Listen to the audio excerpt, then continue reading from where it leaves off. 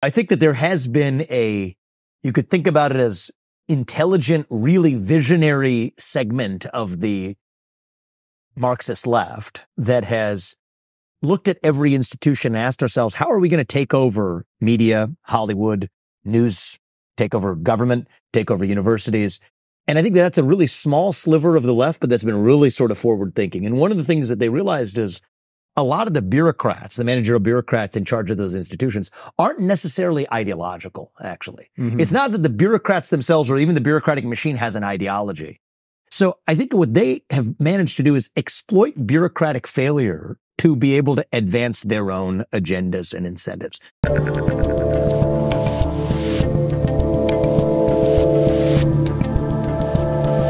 So now let me ask you the hard one on that, because I'm with you on the idea for sure. Yeah. Is there any evidence that in terms of government that it can be done? So I get you that Elon went in and chopped away 80% fine, but that the government structure and its connections, you're talking about the three-letter agencies and the media, like you're talking about the whole damn thing. Like, is there any evidence that you or Trump or anyone else could actually do it? Yeah. So I'll give a couple of things. I mean, it hasn't been done in the United States, which is exactly why every cycle, at least in the last century, it hasn't been done.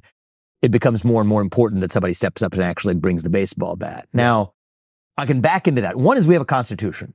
There's good evidence that with the Constitution, when followed, got us 250 years in. It wasn't betraying the Constitution, which says there's three branches of government: executive, legislative, and judicial, not an administrative fourth branch of government. Well, if that got us this far, at least as a hypothesis, the base hypothesis is if you're going back to that, good things have happened, not bad things have happened overall. That's sort of point number one. Point number two is we're seeing in other parts of the world, at least the beginnings of what this experiment looked like.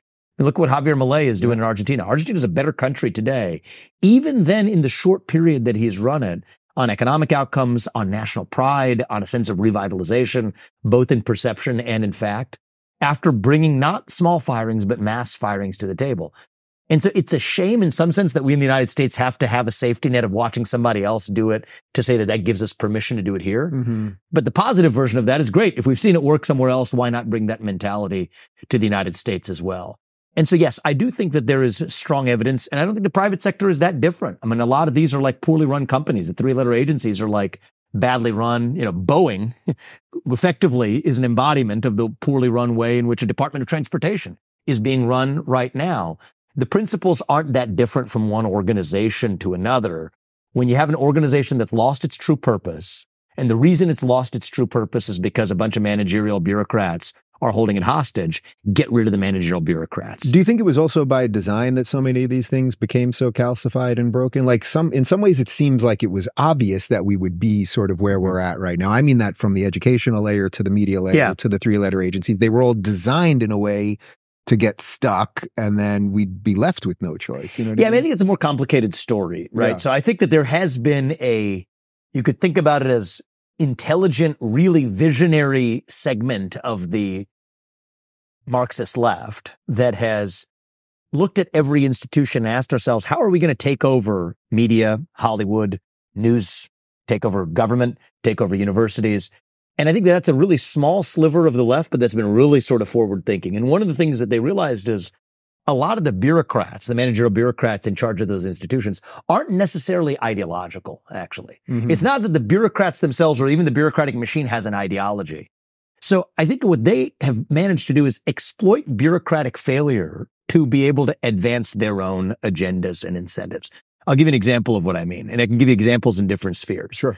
Take the educational system.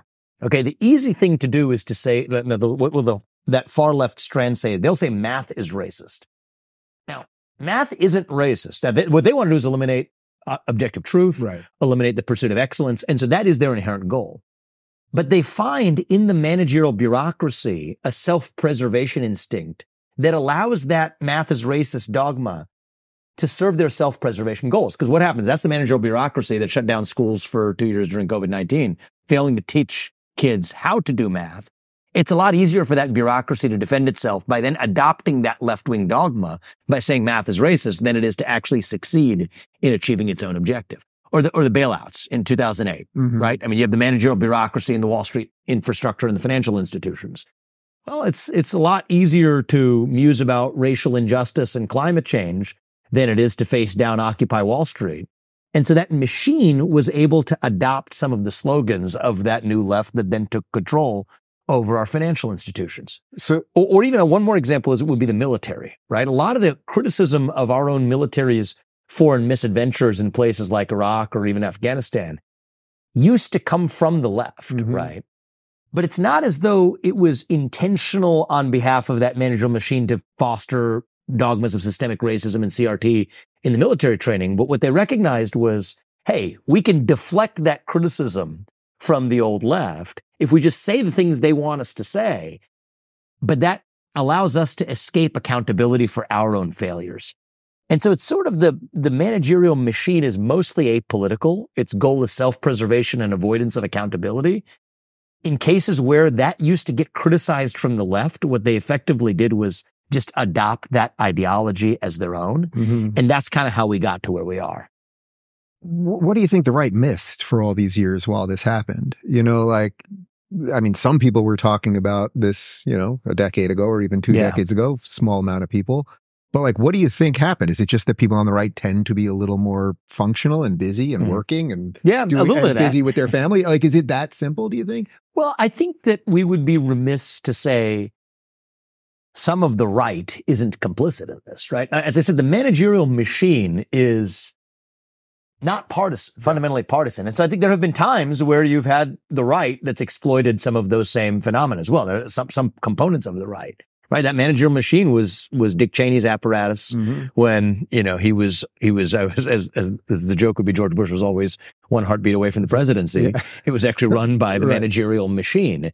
And so I think that you've had a marriage of convenience that's often gone in the other direction too, right? What I talked about is maybe the post-2000s version where the left managed to take over the managerial machine. I think there have been periods, maybe even heading into that under the Bush presidency, and maybe arguably before, where parts of the right found marriages of convenience with the managerial machine as well.